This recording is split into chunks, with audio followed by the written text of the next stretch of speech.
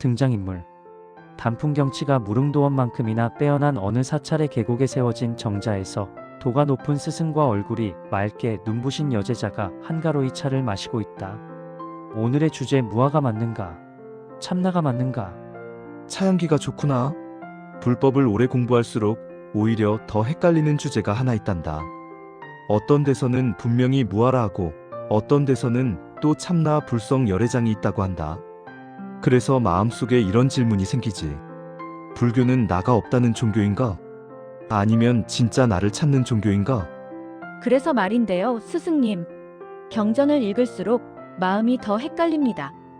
어떤 데서는 무아라 하고 어떤 데서는 참나가 있다고 합니다.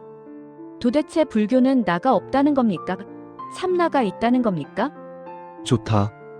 헷갈린다는 건 공부가 깊어졌다는 증거다. 그럼 내가 먼저 묻겠다. 네가 말하는 그 나는 누구냐? 제가 느끼는 이 마음, 생각하는 나, 행동하는 나, 그게 나 아닙니까? 부처님은 바로 그걸 살피게 하셨다.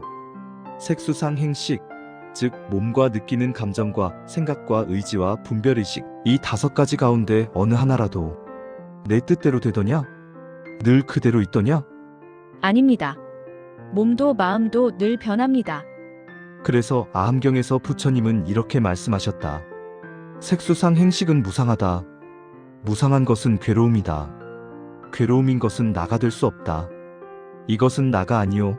이것은 내가 아니며 이것은 나의 자아가 아니다. 여기서 무아란 아무것도 없다는 말이 아니라 붙잡고 있는 그 나가 진짜가 아니라는 가르침이다. 초기 경전에서 붓다는 나 없음을 형이상학으로 만들지 않았다. 붓다는 자아가 있다 해도 자아가 없다 해도 치우치지 않는 중도적 입장이다. 왜냐하면 둘 다 집착의 대상이 되기 때문이다. 즉 무아는 깨달음으로 향하는 해체의 칼이지 새로운 교리가 아니란다. 그런데 스승님, 대승경전인 열반경을 보면 정반대처럼 말합니다. 모든 중생에게는 불성이 있다. 열애장은 상주하고 변하지 않는다. 무아를 설하는 것은 방편이고 참나를 설하는 것은 진실이다. 이건 무아를 뒤집는 말 아닙니까? 겉으로 보면 그렇게 보이지. 하지만 이건 병이 다른 사람에게 주는 다른 약이다. 어떤 수행자는 무아를 듣고 이렇게 생각한다. 나는 없다. 아무것도 없다. 수행해도 얻을 게 없다. 이런 생각은 깨달음이 아니라 허무다. 그래서 대승불교는 말한다. 중생에게는 모두 불성이 있다. 이 말의 뜻은 이것이다. 너는 헛된 존재가 아니다. 번뇌 속에 있어도 깨어날 가능성은 사라지지 않는다. 이것이 참나 불성 열애장이다. 잘 들어라. 무아가 부정하는 나와 참나가 말하는 나는 같은 나가 아니다. 무아가 부정하는 나는 집착된 가짜 나이고 참나가 가리키는 나는 말 이전의 자리이고 집착이 완전히 소멸된 자리이며 무아나 참나라는 말 자체가 깨끗이 사라진 자리이며 없다, 있다를 따질 마음이 쉬어버린 자리이다. 즉 참나는 아상이 제거된 자리의 이름인 것이다. 이와 같이 대승불교의 참나는 공의 오해를 치유하는 언어란 말이다. 이걸 구분 못하면 평생 싸운다. 외도에서 말하는 아트만이란 무엇입니까? 브라만교나 우파니샤드 계통의 외도에서 말하는 아트만은 다음과 같은 특징을 가지고 있다. 영원불변하다. 스스로 존재하는 실체이다. 몸과 마음을 지배하는 주제자이다. 윤회 속에서도 동일한 자아로 이동한다. 궁극적으로는 우주적 실체인 브라흐만과 동일하다. 한마디로 말하면 변하지 않는 진짜 나라는 실체적 자아이지. 그렇다면 불교에서 말하는 참나도 아트만 아닙니까? 겉으로는 비슷해 보이지만 결정적으로 다르다. 불교의 참나는 주제자가 아니고 독립된 실체가 아니며 나라고 붙잡을 수 있는 대상이 아니다. 즉 오온과 분리된 또 하나의 존재가 아니란다. 불교의 열반경에서도 분명히 말한다. 이 참나는 범부가 집착하는 오온의 나가 아니다. 불교의 참나란 집착이 완전히 소멸된 자리이고 없다, 있다를 따질 마음이 쉬어버린 자리이다. 그래서 불교는 아트만을 끝까지 부정한다. 그런데 왜 불교는 나라는 말을 쓰나요? 그건 방편이다. 무아를 듣고 허무에 빠진 수행자에게 너는 아무것도 아닌 존재가 아니다라고 안심시키기 위해 대승불교에서는 참나, 불성, 열애장과 같은 표현을 사용한다. 하지만 이것은 교리적 선언이 아니라 수행을 살리는 말이다. 아트만은 왜 불교에서 그렇게 강하게 비판합니까? 아트만 사상은 반드시 다음과 같은 집착을 낳는다. 내가 있다는 미묘한 교만, 내가 깨달아야 한다는 소유의식, 윤회하는 주체가 있다는 고정관념, 붓다는 이러한 아상이 모든 괴로움의 뿌리임을 보고 아상이 있는 한 해탈은 없다. 라고 설파했던 거지. 그런데 열반경은 상나가정을 말하지 않습니까? 맞아. 하지만 그때의 나는 아트만의 나가 아니다. 열반경은 분명히 말한다. 이 나는 오온의 나가 아니다. 이 나는 집착 대상이 아니다.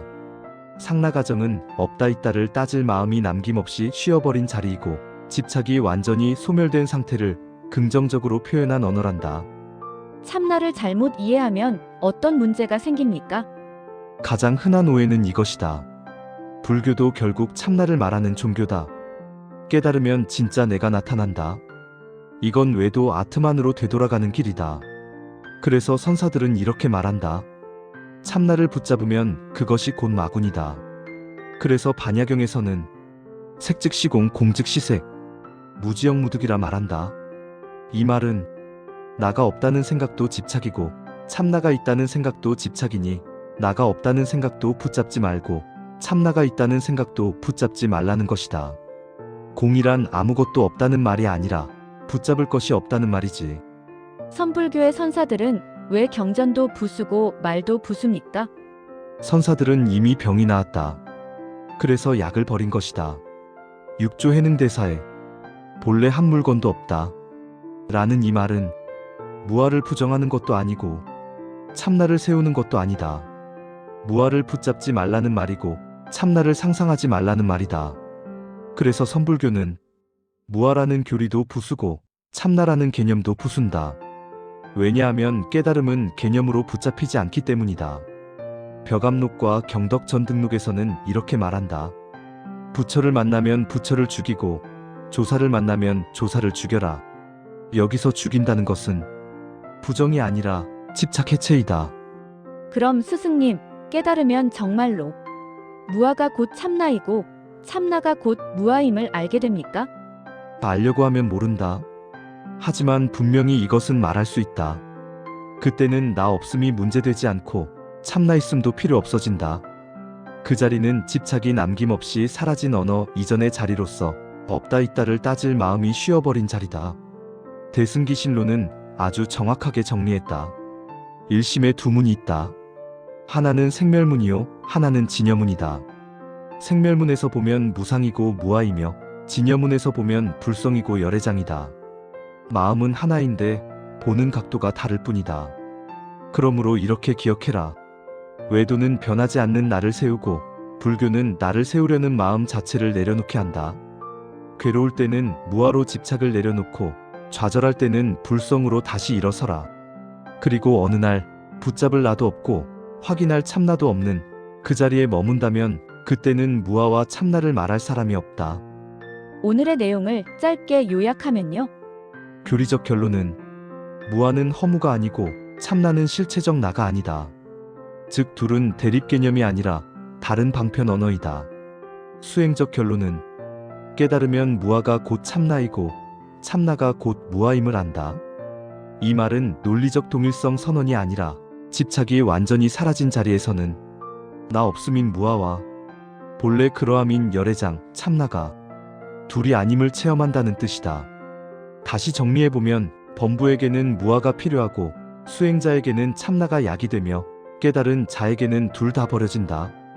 말로 설명하면 둘이요, 깨달음에서는 하나도 아니다. 즉 무아는 나에 대한 집착의 부정이고 참나는 공의 허무화를 막는 방편이며 둘은 교리적으로 충돌하지 않는다.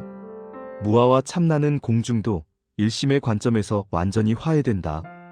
결국 깨달음의 자리에서는 무아 참나라는 말 자체가 깨끗이 사라진다. 오늘의 내용을 한 줄로 요약하면 무아는 나에 대한 집착을 깨뜨리는 지혜의 망치이고 참나는 공에 빠져 주저앉은 마음을 일으키는 자비의 손이며 깨달음은 무아와 참나 모두를 놓아버린 고요한 침묵이다. 이 고요를 향해 오늘도 한 걸음 더 나아가길 바란다. 스승님, 이제부터 본격적으로 오늘 가져온 맛있는 차 대접해 드릴게요. 허허, 그 녀석도 참.